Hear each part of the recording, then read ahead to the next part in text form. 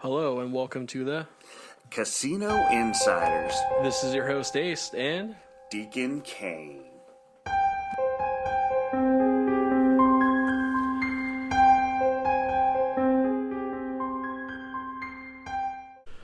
Deacon. Another week, man. I know, Ace. Pretty pumped for today. Dude, me too. Dude, we got our second email. I'm not sure if you saw that. Yeah, Oh I saw it, gosh. dude. I'm pretty pumped. I'm actually really pumped Dude, about it. me too. That's a great question. You know what? I forgot to do the research on it. Did you get it? Oh, yeah, I did. Thank God.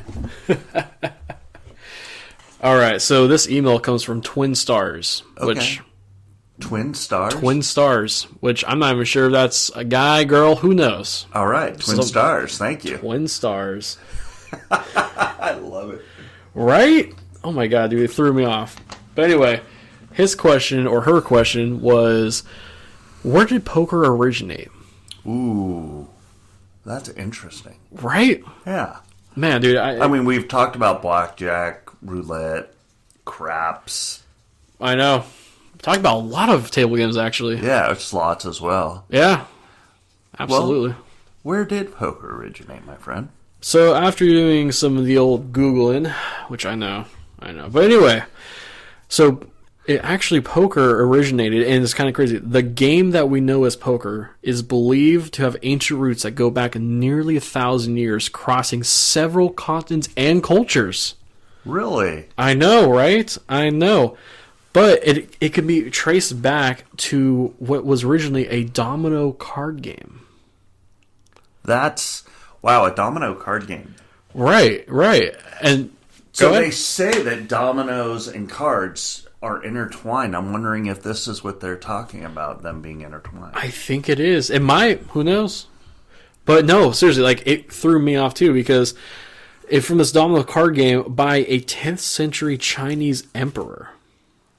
And others claim, though, that's the thing. Others claim it is a descendant of the Persian game called Aznaz, which dates back to the 16th century. Interesting. Controversial, man. Very controversial. Man. So, who was it? Was it the French? Was it the Chinese? Was it the Germans? Was it... Oh, man. It's going to be one of those things that might be lost to history. Who knows? Yeah, never know. But it's actually kind of... Well, basically, regardless of what it was, you took those three things, and now you have poker, which is, Texas Hold'em, 5-card stud, 5-card draw, 7-card stud, high-low.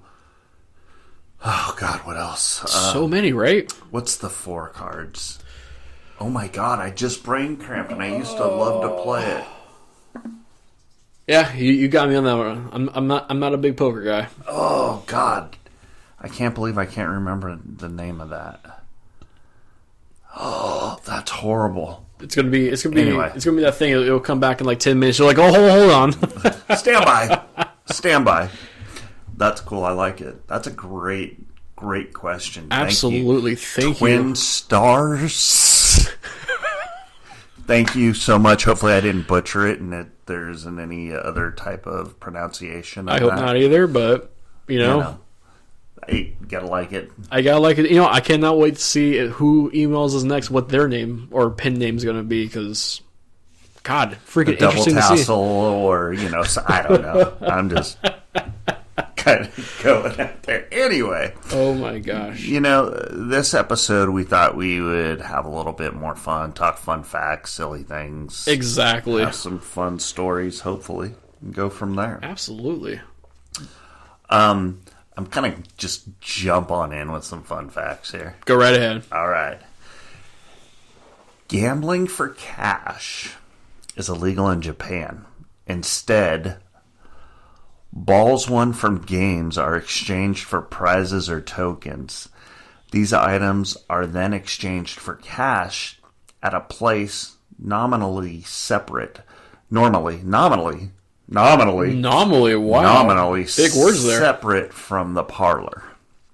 Interesting. So literally, she has your balls in her hand. I mean, let's be honest, because How many of us hold on to our chips? We usually give them to our significant other, right? Yep. So, no pun intended, she has your balls Oh, yeah. in her hands. Man, that is interesting, though. In Yeah. Japan, wow. Huh. That is. I like it. You know, Japan is a really, really fun country to visit. Is it? I haven't been there yet. You know, so I wanted to go there so freaking bad because they got, which I couldn't believe, on the streets of Japan, you can ride Mario Karts around. Like actual go-karts. Oh, dude, I would destroy too many people. Here comes that tangent. You Tangent ready? time. Ooh. Tangent time. And I've absolutely brain cramped on the tangent because I've had so many thoughts come about the tangent. Man, I hate when that happens. Oh, man. Story of my life. Always. Okay, well, we'll come back if that tangent appears. Yeah. God, I hate brain cramping. Dude, me too. I have so many thoughts about it that it literally worked its way out. Oh. Oh, man. Oh, that's all right. Maybe we'll just cut this part out. Who knows? Screw it. We'll leave it in. Because brain farts from Deacon are phenomenal, folks. Mm-hmm, absolutely. Oh, God. Anyway. So Japan. Oh, wait a minute. You know what? The closest I've ever been to Japan, talking about Japan, is Saipan. It's a little island north of Guam. That was pretty cool. There you go. That All was right. actually really cool. Nice. Anyway, that's the closest I've been to Japan. All right. All right. I think I was 18, 19, met a Japanese girl there. Nice. Yeah. Anyway, different time, different place, different era. 100 years ago. Let's see. The next fun fact. No. So, everybody loves Michael Jordan, right? Oh, absolutely. Unless you're a LeBron fan, which I'm not. Yeah. So here we go. The night before the Olympic final, Michael Jordan apparently spent the night drinking and gambling all night. Then he went on a long day of press appearances plus 18 holes of golf in Barcelona before he went on to lead Team USA in a gold medal winning victory over Croatia.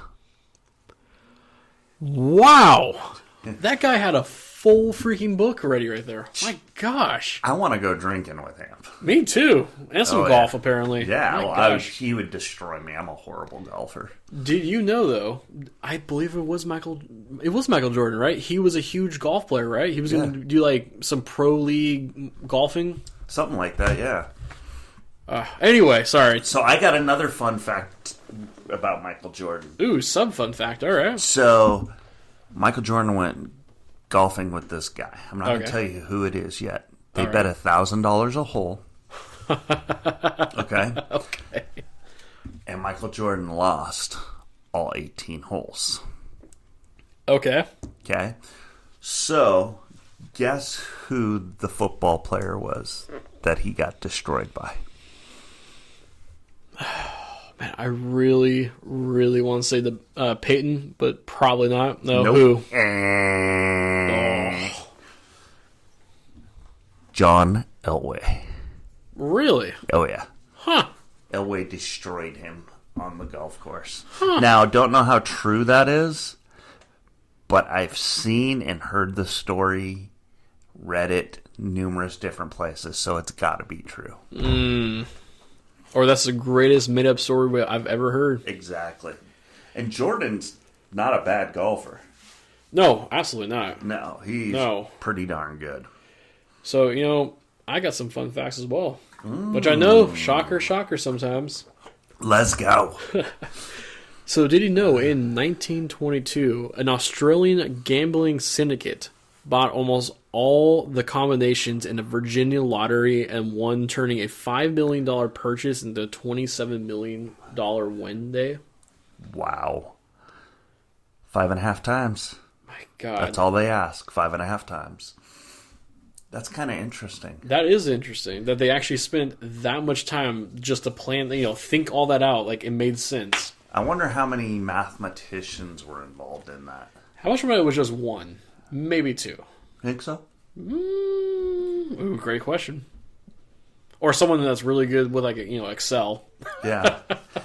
I would like to one of these days have a mathematician on our show just to see what their thoughts are in regards to the odds of things and how all that works. Because, you would think, since casinos hire mathematicians, just to see what their thoughts are. Because I know that they're pretty much hidden away and so on and so forth. But to find out what they think about it, that'd be kind of cool. That would be awesome, man. Yeah. All right. Whew. All right. What else you got for us? Well, did you know all gambling in Finland is controlled by the government, and all the profits go to charity? Really? Yeah, I mean, like, okay, we had it on this podcast episodes ago about certain state lotteries. They'll donate to like education. Right. But that's crazy. The whole gambling goes to charity from one country. That's amazing. That is crazy, right? Oh yeah. Cool though. I mean, that's honestly one of the most noble things I could think you could do with that. But that is actually really noble. Yeah. The only problem is Charity A would be pissed because Charity B got more than Charity A would, or I don't know. Unless it's just one big charity. Yeah. Who knows? True. All right, man. I got one more. All right. And this one kind of got me because I love playing video games a lot. All right. And I remember this. Uh-oh. So, did you know loot boxes are regulated in some countries under gambling laws? Loot boxes? Yeah. Okay, so it's like, you have the virtual online currency for that game. Right. And you buy this box, and sometimes it gives you a really good, like, game-breaking, like, I could win now. Or, yeah. Or someone that's like, oh, it only does skins. Stuff like that. But it's like a random number generator. You don't know what you're gonna get. Yeah, interesting. And I remember the concert. I actually remember this because it was during the Star Wars Battlefront, I believe 1 or 2 game, the newer release of it. And I remember because there was game breaking items that you can get in those boxes. And I remember, I believe it's the EU. You could double check me on this. Okay. But it was the EU that raised concern that this is a form of gambling. And for those of you that don't know what the EU is, it's the European Union. Yes. Just so you know. Absolutely. Wow, I never would have thought that would be considered gambling. I know, right? But if you think about it, the fundamentals of a loot box is really gambling. A slot machine. Pretty much. Yeah. It really is. Dang. Yeah. That it kind of blows my mind on that. Right? To be honest, it really does. Yeah. Whoa, that's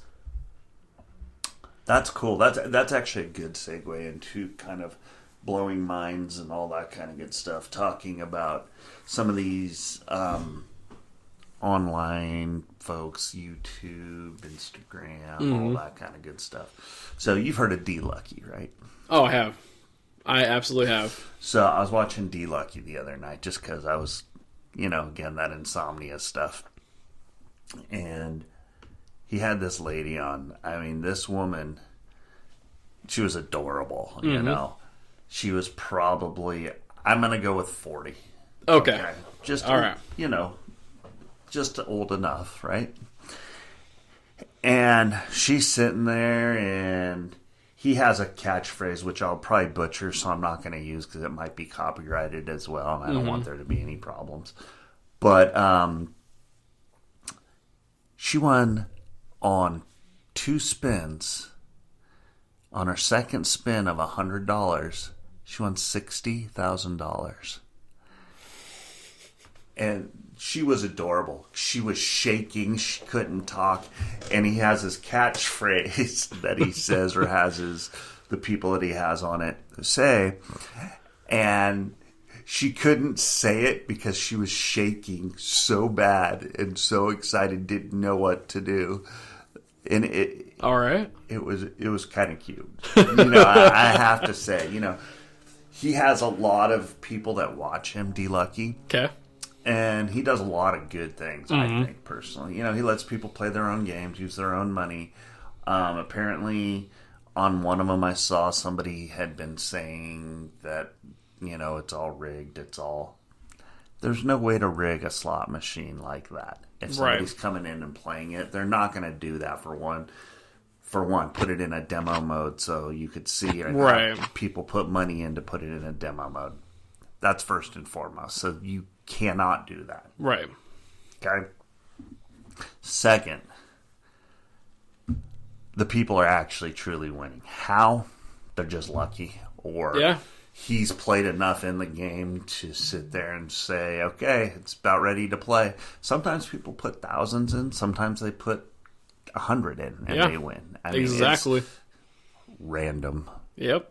No pun intended. You know, and it's one of those things too. Like we've seen it both ways.